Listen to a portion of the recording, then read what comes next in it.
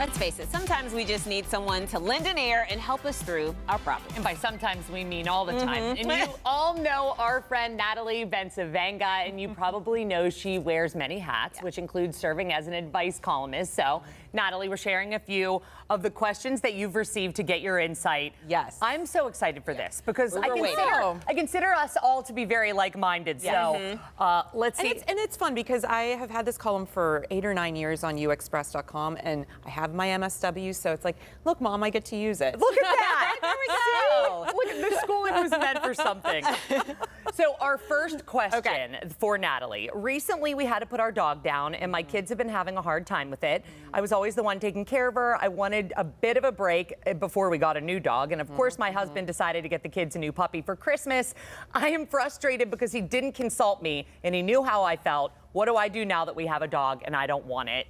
Oh, that's Listen, so hard. I mean, I started with, I don't want to make a pun, but everybody's in the doghouse. Yes. Right? Right, Okay. yeah. But the reality is, you know, when you're talking about relationships, I get a ton of questions around, obviously, people's marital troubles. And I wouldn't even call this a trouble because there's big T and little t. This is definitely a little t. Little t. But I think it speaks to a larger issue of, how are you communicating? And once again, if all of the emotional labor at home, and she's probably the house manager at home, so she's probably handling and tackling a lot of the daily tasks, and now this on top of it, I would be frustrated with a big F. Yes. Please. So my question to her was, how are you now going to address this? Because depending on how old your kids are, kids as young as 3 and 4 can be involved in family chores. I know we were growing up. It's good for them. It is. So is there going to be a chart, a behavioral chart, some kind of thing that says, okay, these are the daily responsibilities, and make sure your husband's included in on that list too? Oh, yeah, he bought the dog. Like, I just feel as though it's like you bought the dog, Thank so you. we need to share these responsibilities. And I love that you're splitting it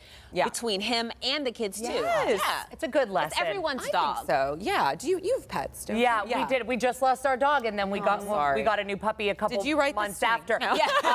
No. This is awkward. Should have given this one to Mikey. No, I'm just kidding.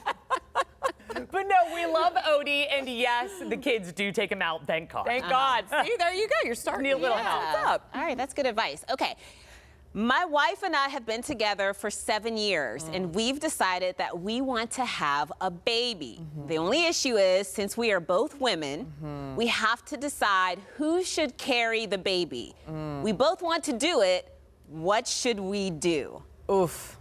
I don't know how this works. This one, this one was tricky because I had never gotten a question specific to this. So I had to really take these seriously when people write me. Right. Because it's a lot. It's vulnerable, right? And I'm not here to make people feel bad. Right. But in this situation, I started thinking, okay, well, perhaps we go with how many kids do you want? Could perhaps one of you take it this time, the next one perhaps next time? Or if it's really like a one and done thing, maybe you both go to the doctor who might have a better chance at carrying the baby from a physical perspective because, you know, IVF, I mean, I have friends that have done that.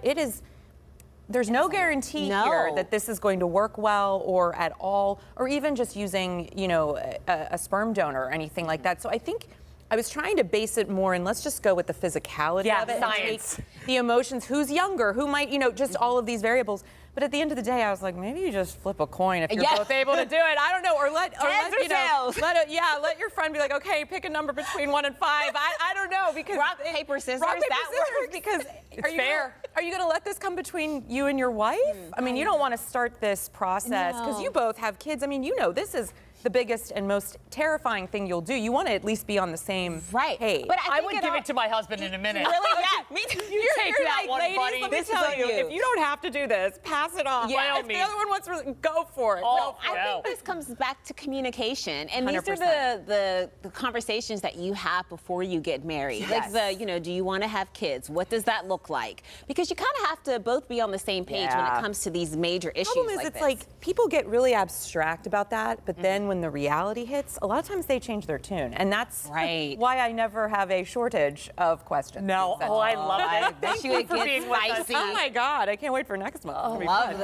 this. All right, if you would like to read more of the Ask Natalie Advice column, we are going to link you up on our website, kdka.com/talkpittsburgh. Natalie will be back next month with more advice, and we want to know which topics that you want her to tackle. So get out your phones and vote. Scan the QR code on your screen. It will take you to our KDKA website where you can pick the topic that you want. All right, I love this. All right, so here are the options. First, one woman says she feels taken for granted. She writes on the outside, I have it all, but on the inside, I feel completely unfulfilled. My kids are wonderful, but exhaust me. My husband is a good man, but takes me for granted. Uh-oh. What can I do to stop hating my life?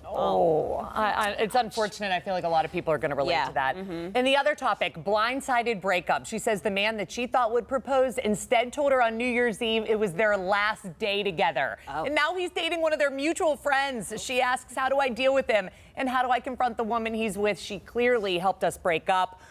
I hate that. Vote for your favorite, and we'll reveal the winner next month with Natalie. Oh, I have some answers for that. Yes, I do.